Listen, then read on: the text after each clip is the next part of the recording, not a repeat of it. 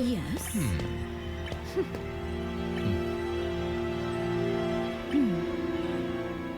Goodbye, friend.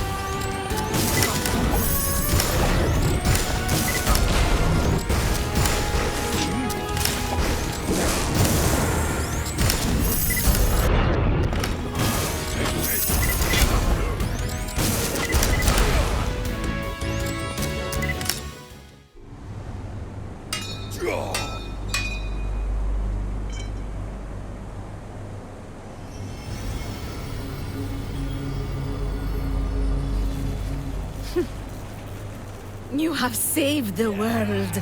I can never repay you. Thank you all.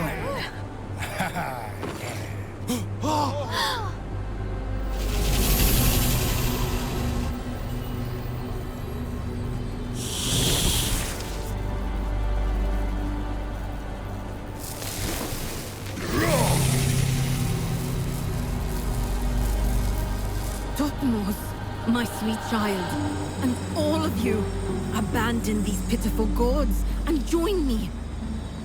No god can stand against Apophis in this state. With his power, we can open the afterlife. No, this is wrong. If you won't join me, then go. Go back through the portal. Save yourselves. But the gods stay. And I will do what must be done. We won't leave, Mother. Stop this. Don't you see? There is no stopping this now. So if you won't leave, then I will find you in the afterlife. Tutmos, I am sorry.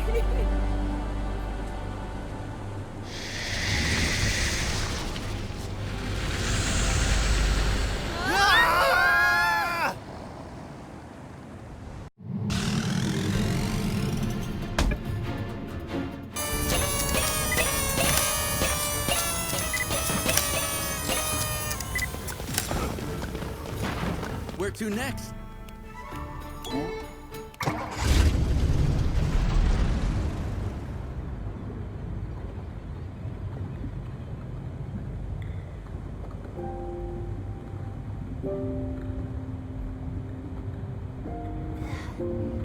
Was it all a lie? What have you fools done now? Wait. This is not the underworld. We must be inside Apophis. Please. I am not here to fight, son. I banished your mother all those years ago. When I found out she worshipped this beast, I could not bear to kill her then. So now, I bear responsibility for this. Garmenes used all of us, but for what purpose, I cannot understand. You see, Apophis wants to devour Ra and plunge the world into eternal darkness. We have played right into their schemes. What of the spear?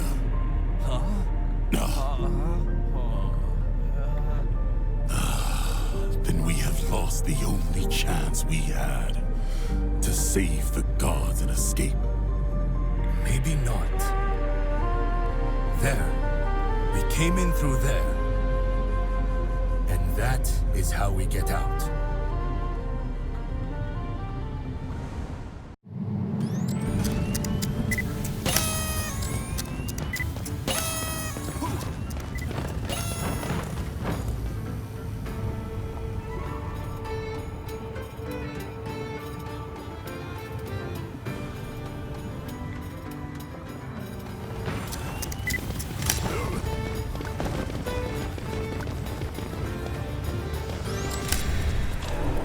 It was just the three of us. My father, mother, and myself.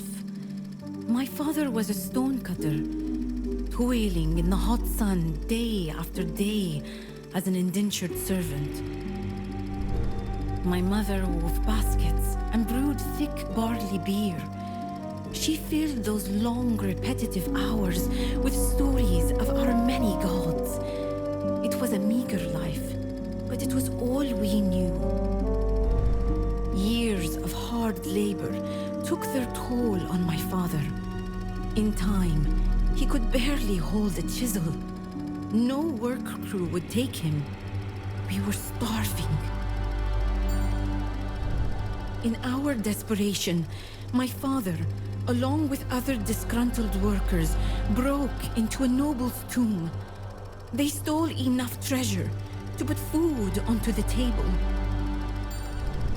The investigators found him the following week for the crime of grave robbing. Father was executed, and his soul was forever barred from the afterlife. The gods would see to that. I watched my mother waste away as she forced me to eat what little scraps of food we could find. It was during this time that I began to despise the goddess Maat and her principles of order. Why did order in society mean that so many must suffer? Why should the poor starve while the rich feasted? Why must I live in a leaky hut while pharaohs built palaces for dead bodies? Order was broken. I knew the only way to save my mother would be to leave. I packed my few garments and walked away. Perhaps one of the temples would take me in. I found myself at the temple of a god, often scorned and overlooked. Set fascinated me. He violated many of Maat's principles with his chaotic ways. Was there room for change within this order-driven pantheon? By the time I was 10, I could read and transcribe faster than most of the priests who had taken me in. And one day, as I prepared the temple for the daily rituals, I spied an important guest.